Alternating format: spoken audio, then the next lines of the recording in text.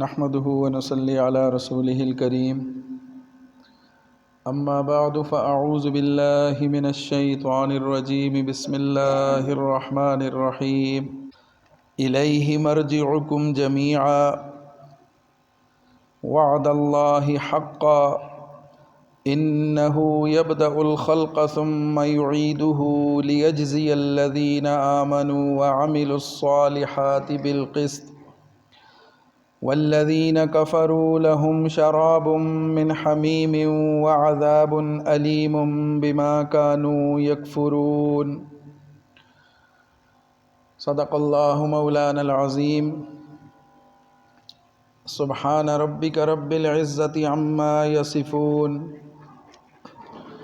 وسلام على المرسلين والحمد لله رب العالمين۔ میرے انتہائی واجب الاحترام معزز سامعین کرام، اللہ تعالیٰ نے انسانوں پر بہت بڑا احسان فرما کر انہیں آخرت کی فکر اور آخرت کا دھیان عطا فرمایا، اس کی طرف ترغیب دی۔ یہ مسئلہ بہت ہی وضاحت کے ساتھ سمجھا دیا، بتا دیا۔ ایمان والوں کا یقین پختہ ہو، ایمان والوں کا یقین کامل ہو جائے، اور اس کامل یقین کے بعد پھر ان کے اعمال میں بہتری آئے، اور وہ عمل وہ کریں کہ جن کی مدد سے، جن کی بدولت اللہ کی رضا اور خوشنودی حاصل ہو۔ اب یہ مسئلہ اتنا اہم ہے، اتنا ضروری ہے کہ اللہ تعالیٰ نے بار بار اس کی ترغیب دی، اس مسئلے کو سمجھایا، اس لیے کہ اسی کے اوپر انسان کی کامیابی اور ناکامی کا دار و مدار ہے۔ اور پھر اگر آخرت کا عقیدہ نہ ہو تو پھر انسان کسی چیز کا پابند نہیں ہے، کسی قاعدے قانون کا ماننا، پابندی کرنا اور کسی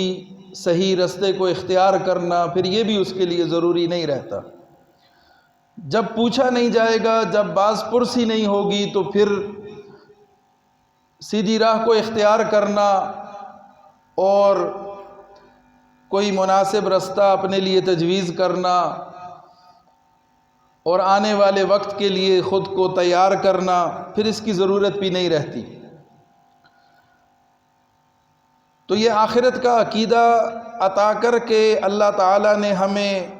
نظم و ضبط کا پابند کر دیا، اور ہمیں زندگی گزارنے کا ایک رخ عطا کر دیا، ایک انداز عطا کر دیا کہ انجام کی فکر کر کے اپنا عمل اختیار کرنا۔ اگر صحیح رستہ اختیار کرو گے، صحیح رخ پر زندگی گزارو گے تو انجام اچھا ہوگا، ہمیشہ ہمیشہ کا سکون اور راحت ملے گی۔ اور اگر اپنی زندگی اپنی من چاہی اور اپنی مرضی کے مطابق گزارو گے تو پھر اس کا انجام بہت برا ہوگا، اور وہ برا انجام پھر ہمیشہ ہمیشہ کے لیے ہوگا۔ تو سورہ واقعہ کی چند آیات ہم نے گزشتہ جمعے پر بھی اس پر بات ہوئی، جس میں اللہ رب العزت نے 3 بنیادی گروہوں کا ذکر کیا کہ قیامت کے دن انسان 3 گروہوں میں تقسیم ہو جائیں گے۔ نیکوکار ایک طرف ہو جائیں گے اور بدکار دوسری طرف کر دیے جائیں گے، جبکہ ایک گروہ اللہ کے خصوصی اور مقرب لوگوں کا ہوگا کہ جن کے لیے اللہ تعالیٰ خصوصی عنایت فرمائیں گے، اور اس سخت دن اور اس مشکل دن میں ان کو اللہ رب العزت اپنے عرش کے سائے میں جگہ نصیب فرمائیں گے۔ پھر انہی لوگوں کا انجام بھی ذکر کر دیا کہ اگر یہ لوگ دنیا سے رخصت ہوتے ہیں تو وہ مقربین ہیں، تو ان کا انجام کیا ہوگا، اور اصحاب الیمین ہیں تو پھر ان کا انجام کیا ہوگا، اور اگر خدا نخواستہ اصحاب الشمال ہیں بائیں طرف والے ہیں تو پھر ان کا انجام کیا ہوگا؟ فَأَمَّا إِن كَانَ مِنَ الْمُقَرَّبِينَ فَرَوْحٌ وَرَيْحَانٌ وَجَنَّةُ نَعِيمٍ، ان کے لیے خوشبوئیں ہیں، ان کے لیے جنت ہے، ان کے لیے باغات ہیں۔ وَأَمَّا إِن كَانَ مِنْ أَصْحَابِ الْيَمِينَ، اگر دائیں طرف والے ہیں تو ان کے لیے بھی فَسَلَامٌ لَكَ مِنْ أَصْحَابِ الْيَمِينَ، اللہ تعالیٰ ان پر بھی سلامتی بھیجتا ہے اور ان کی بھی کامیابی کا اعلان فرماتا ہے۔ وَأَمَّا إِن كَانَ مِنَ الْمُكَذِّبِينَ الضَّالِّينَ، اگر وہ جھٹلانے والے اور گمراہوں کے گروہ میں ہیں تو فَنُزُلٌ مِّنْ حَمِيمٍ، ان کی مہمان نوازی کی جائے گی کھولتے ہوئے پانی سے، وَتَصْلِيَةُ جَحِيمٍ، اور جہنم میں ان کو ڈال دیا جائے گا۔ إِنَّ هَذَا لَهُوَ حَقُّ الْيَقِينِ، یہ حق بات ہے، یہ یقینی بات ہے، اور یہ یقین کا اعلیٰ ترین درجہ ہے کہ جو تم نے حاصل کرنا ہے۔ اب یقین کے کئی درجات ہیں، ایک علم الیقین ہے، کسی نے ہمیں کوئی آ کر خبر دے دی کہ فلاں واقعہ ہو گیا، ہم نے اس پر یقین کر لیا، اعتبار کر لیا، ہم نے دوسرے کئی ذرائع سے بھی اس کی خبر سن لی، تو یہ علم الیقین ہمیں حاصل ہو گیا۔ پھر وہی چیز جب ہم نے جا کر کہیں دیکھ لی، مشاہدہ کر لیا، تو اب ہمیں عین الیقین حاصل ہو گیا کہ ہماری آنکھوں نے بھی اس منظر کو دیکھ لیا، اور جس بات کو ہمیں بتایا گیا تھا، جو خبر ہم تک پہنچائی گئی تھی، اس کو ہم نے اپنی آنکھوں کے سامنے دیکھ لیا۔ تو یقین کا پہلا درجہ علم الیقین ہے، یقین کا دوسرا درجہ عین الیقین ہے کہ دیکھ کر یقین حاصل کر لینا، اور پھر ایک تیسرا درجہ ہے کہ اس چیز کا مشاہدہ کر کے اور اس کو محسوس کر لینا، یہ حق الیقین کہلاتا ہے، اور یہ یقین کا سب سے اعلیٰ درجہ ہے۔ مثال کے طور پر یہاں کوئی شخص آ جاتا ہے اور آ کر ہمیں بتاتا ہے کہ نتھیا گلی میں برف باری ہو رہی ہے، ہم اس کی بات پہ یقین کر لیتے ہیں، پھر ہم خبروں میں بھی سن لیتے ہیں، پتہ چل جاتا ہے، تو یہ جو یقین ہے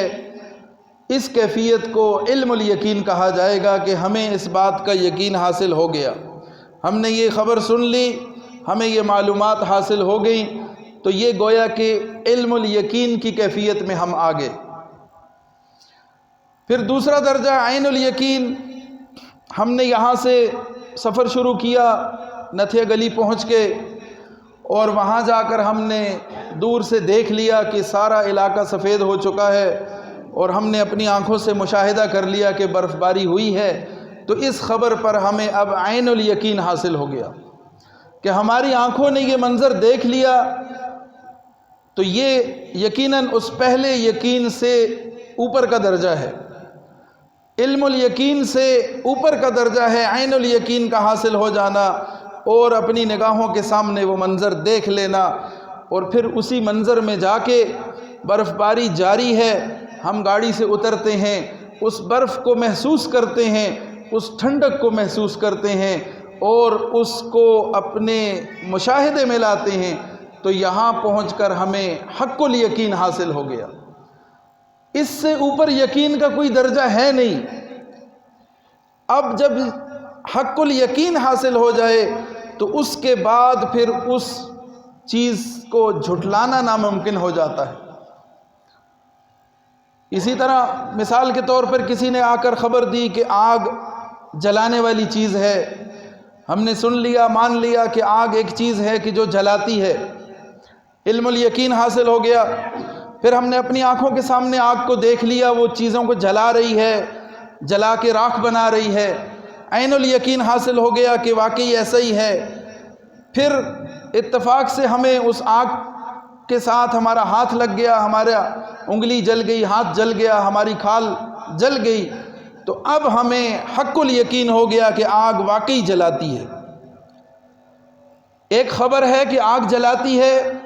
ایک وہ منظر ہے کہ سامنے دیکھا آگ جلاتی ہے، اور ایک خود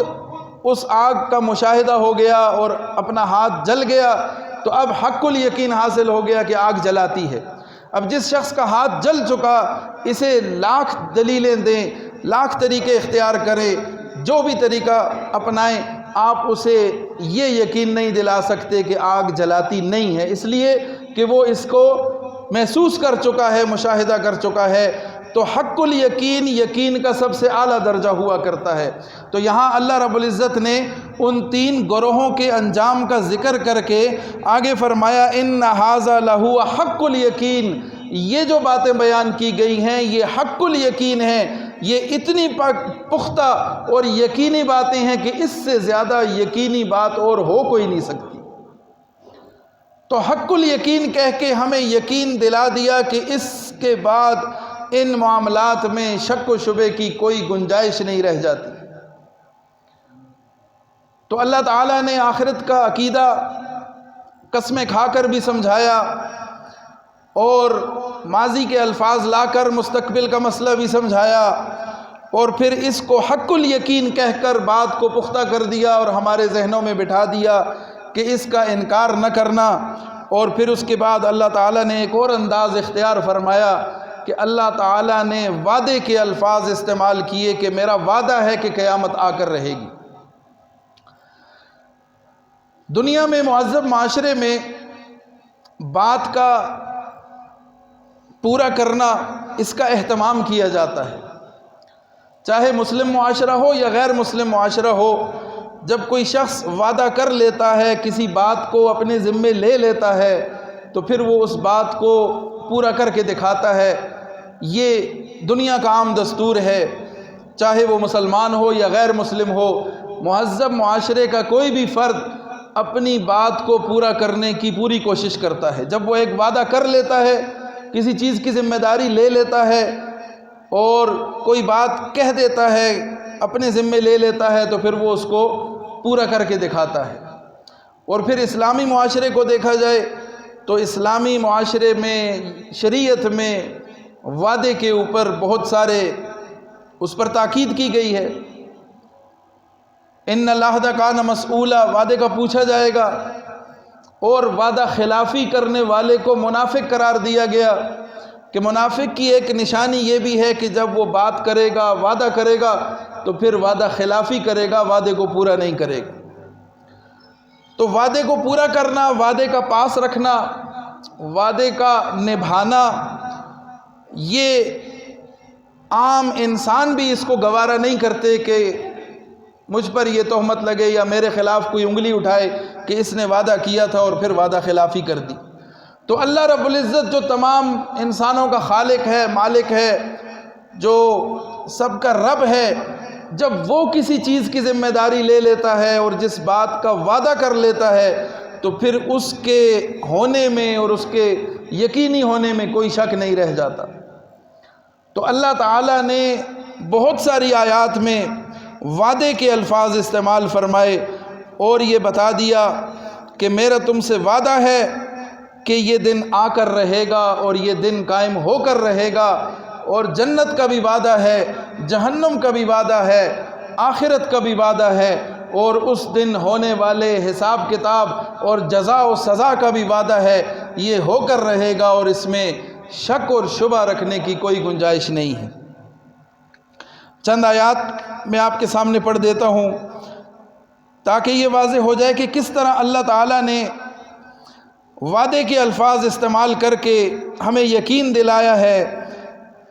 کہ آخرت کا دن آئے گا اور یقیناً آئے گا، اور اس میں شک نہ کرنا۔ یا ایھا الناس، سورہ فاطر میں اللہ تعالیٰ فرماتے ہیں، اے لوگو، ان وعد اللہ حق، اللہ کا وعدہ حق ہے، اللہ کا وعدہ سچ ہے، اللہ کا وعدہ پکا ہے۔ فلا تغرنکم الحیات الدنیا، تمہیں دنیا کی زندگی کہیں دھوکے میں نہ ڈال دے۔ یہ دنیا کی چکا چوند، یہ دنیا کی چمک دمک، یہ دنیا کی عیاشیاں کہیں تمہیں اللہ کے اس وعدے کے خلاف نہ لے جائیں، کہیں ایسے اعمال تم سے نہ کرا لیں کہ تم اللہ کے بتائے ہوئے طریقے کے خلاف چلنے لگ جاؤ، تمہیں دنیا کی زندگی دھوکے میں نہ ڈالے۔ وَلَا يَغُرَّنَّكُمْ بِاللَّهِ الْغَرُورُ، اور اللہ کے معاملے میں تمہیں شیطان بھی دھوکے میں نہ ڈالے، اس کا تو کام ہی یہ ہے کہ انسان کو دھوکے میں ڈالنا۔ تو یاد رکھو، اللہ کا وعدہ سچا ہے، اللہ کا وعدہ حق ہے اور وہ قائم ہو کر رہے گا، اور اس وعدے کے قائم ہونے میں تمہیں دنیا کی زندگی اور شیطان کا بہکاوا کہیں تمہیں ادھر ادھر نہ کر دے تمہارا نظریہ اور عقیدہ۔ پھر اسی طرح سورۃ الانبیاء میں فرمایا یوم نطوی السماء کطی السجل للکتب، جس دن ہم آسمان کو یوں لپیٹ دیں گے کہ جیسے دستاویزات میں کاغذات لپیٹے جاتے ہیں، کاغذات کو رکھ کے فائل بند کر دی جاتی ہے، اس کو سیل کر دیا جاتا ہے، اس طریقے سے قیامت کے اس ہولناک دن یوم نطوی السماء آسمان کو لپیٹ دیا جائے گا کطی السجل للکتب، جس طرح فائل کے اندر کاغذات کو لپیٹ کے بند کر دیا جاتا ہے، تو اس دن کما بدأنا اول خلق نعید، جس طرح ہم نے پہلی بار تخلیق کی ابتدا کی تھی، یہ ہمارے ذمہ وعدہ ہے، وعدن علینا، یہ ہمارے ذمہ وعدہ ہے، یہ حق وعدہ ہے، اور یہ ہم ذمہ داری کے ساتھ یہ وعدہ کرتے ہیں اور اس وعدے کو پورا کرنا ہے۔ انا کننا فاعلین، ہم یہ کر کے رہیں گے، ہم یہ تمہیں دکھا کر رہیں گے، ہم اس وعدے کو پورا کر کے رہیں گے۔ اسی طرح سورہ یاسین میں فرمایا وَنُفِخَ فِي الصُّورِ فَإِذَا هُم مِّنَ الْأَجْدَاثِ إِلَىٰ رَبِّهِمْ يَنْسِلُونَ، جب سور پھونکا جائے گا تو اس وقت وہ اپنی قبروں سے نکل کر اپنے پروردگار کی طرف تیزی سے دوڑتے ہوئے جائیں گے۔ قالوا یا ویلنا من بعثنا من مرقدنا، وہ کہیں گے کہ ہائے افسوس، کس نے ہمارے مرکز سے، ہماری قبروں سے، ہماری آرام گاہوں سے ہم کو اٹھا دیا، یہ کون ہے کہ جس نے ہمیں کھڑا کر دیا اور اٹھا دیا؟ تو انہیں جواب دیا جائے گا ھذا ما وعد الرحمن، یہ وہی ہے کہ جس کا رحمان نے وعدہ کیا تھا، وصدق المرسلون، اور پیغمبروں نے سچ کہا تھا، انہوں نے جھوٹی بات نہیں کی تھی۔ پھر آگے چل کے سورہ یاسین ہی میں فرمایا ھذہ جہنم التی کنتم توعدون، اہل جہنم سے کہا جائے گا کہ یہی ہے وہ جہنم جس کا تم سے وعدہ کیا جاتا تھا،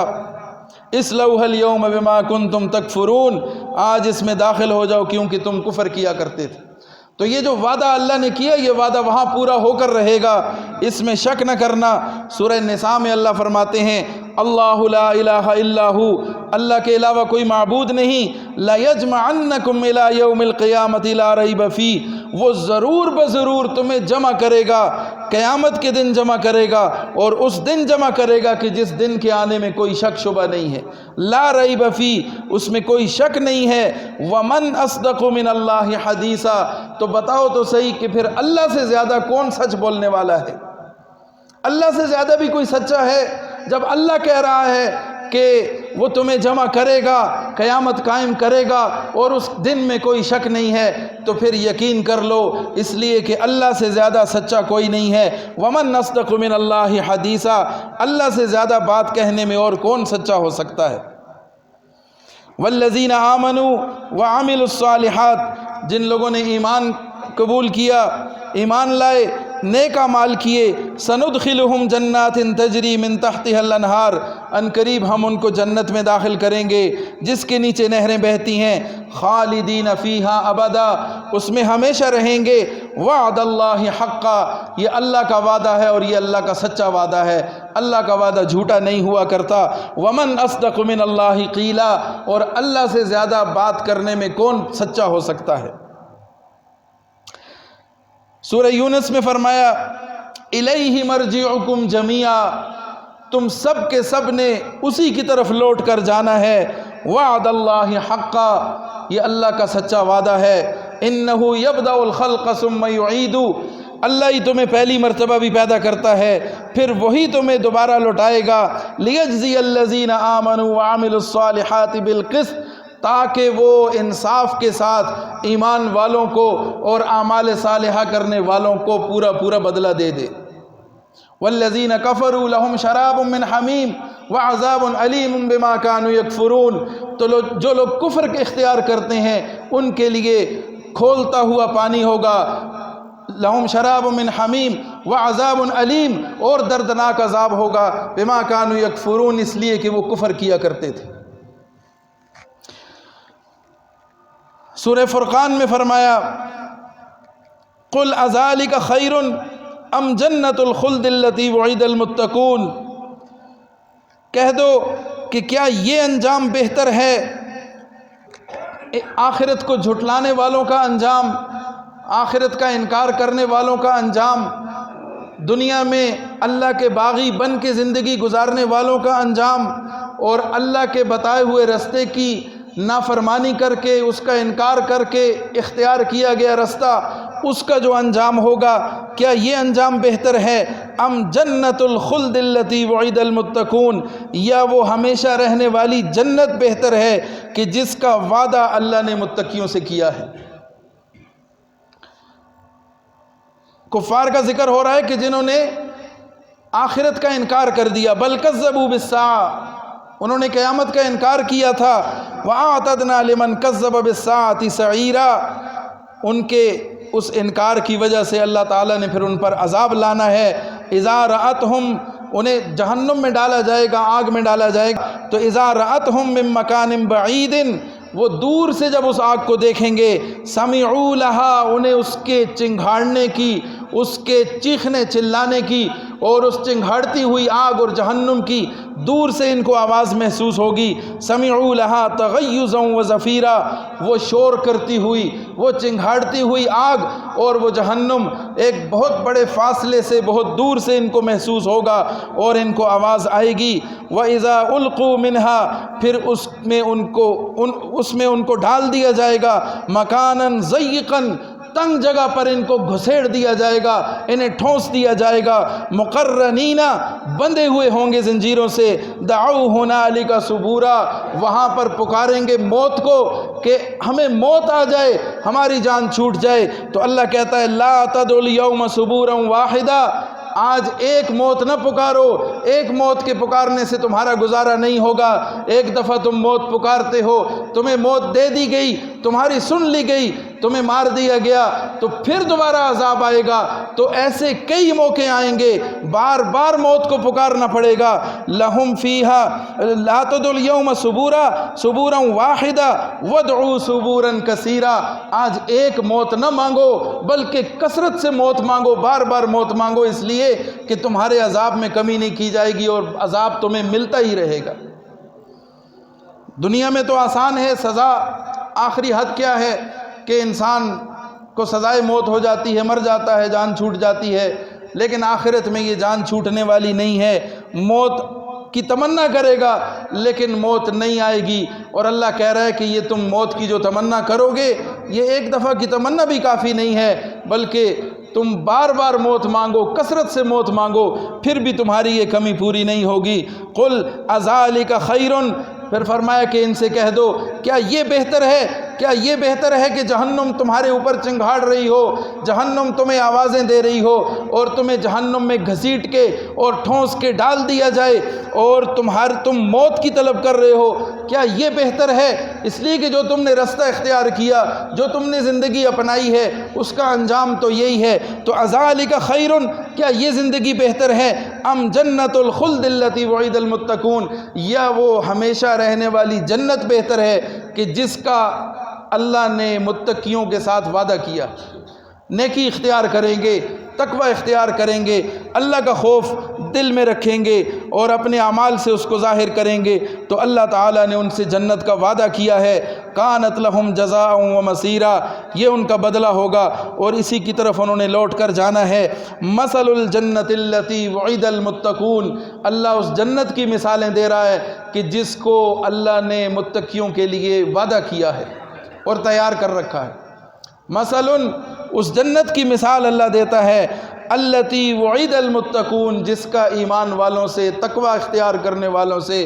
وعدہ کیا گیا ہے۔ اس جنت میں کیا ہوگا؟ فیہا انہار من ماء غیر آسن، اس میں پانی ہوگا، صاف شفاف ہوگا، وہ خراب ہونے والا نہیں ہوگا، اس میں بدبو پیدا نہیں ہوگی، اس میں کوئی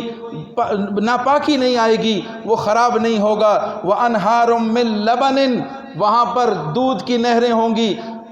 لم یتغیر طعمہ، اس کا ذائقہ نہیں بدلے گا، وہ دودھ خراب نہیں ہوگا اور کثرت سے ہوگا، نہریں بہتی ہوں گی۔ وَأَنْهَارٌ مِّن خَمْرٍ، اور شراب کی نہریں ہوں گی، لذت للشاربین، پینے والوں کے ہوش نہیں اڑائے گا، پینے والوں کو مدہوش نہیں کرے گا، پینے والوں کو لذت حاصل ہوگی، لذت للشاربین وانہار من عسل مصفی، اور خالص اور پاکیزہ شہد، اور اس شہد کی بھی نہریں ہوں گی۔ یہاں ہم شہد معمولی سا شہد استعمال کرتے ہیں، کہیں ختم نہ ہو جائے، تھوڑی مقدار استعمال کرتے ہیں، ملی لیٹر میں،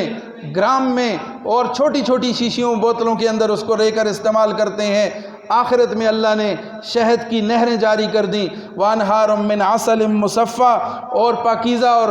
صاف ستھرا اور خالص شہد اللہ تعالیٰ نے وہاں پر عطا کیا اور اس کی نہریں جاری کر دیں۔ یہ وہ جنت ہے کہ جس کا اللہ تعالیٰ نے انسانوں سے وعدہ کیا ہے، تقوی اختیار کرنے والوں سے وعدہ کیا ہے۔ پھر ایک اور مقام پر بھی اسی طرح فرمایا، مثل الجنت التی وعد المتقون، وہ جنت جس کا متقیوں سے وعدہ ہے، اس کے نیچے نہریں بہتی ہیں، اس کے پھل ہیں اور ان کا سایہ ہے، وہ دائمی ہے، وہ ہمیشہ رہنے والا ہے، اور یہ ان لوگوں کا بدلہ ہے جنہوں نے تقوی اختیار کیا، اور کافروں کا انجام جہنم ہے۔ ان اللہ اشتری من المؤمنین انفسہم واموالہم بان لہم الجنہ، اللہ تعالیٰ نے ایمان والوں کا ان کی جان اور مال کے بدلے جنت کا سودا کر لیا، ان کے ساتھ ان کی جان اور مال لے لی اور اس کے بدلے ان کو جنت عطا کر دی۔ وہ کون لوگ ہیں؟ یقاتلون فی سبیل اللہ فیقتلون ویقتلون، وہ اللہ کی راہ میں قتال کرتے ہیں، لڑتے ہیں، قتل بھی کرتے ہیں، قتل ہو بھی جاتے ہیں۔ یہ وہ عظیم لوگ ہیں، یہ وہ پاکیزہ لوگ ہیں کہ جن کی جان اور مال اللہ نے جنت کے بدلے ان سے خرید لی ہے، ان کی جان لی، ان کا مال لیا، اپنے رستے میں قبول کیا، بدلے میں ان کے ساتھ جنت کا وعدہ کیا ہے۔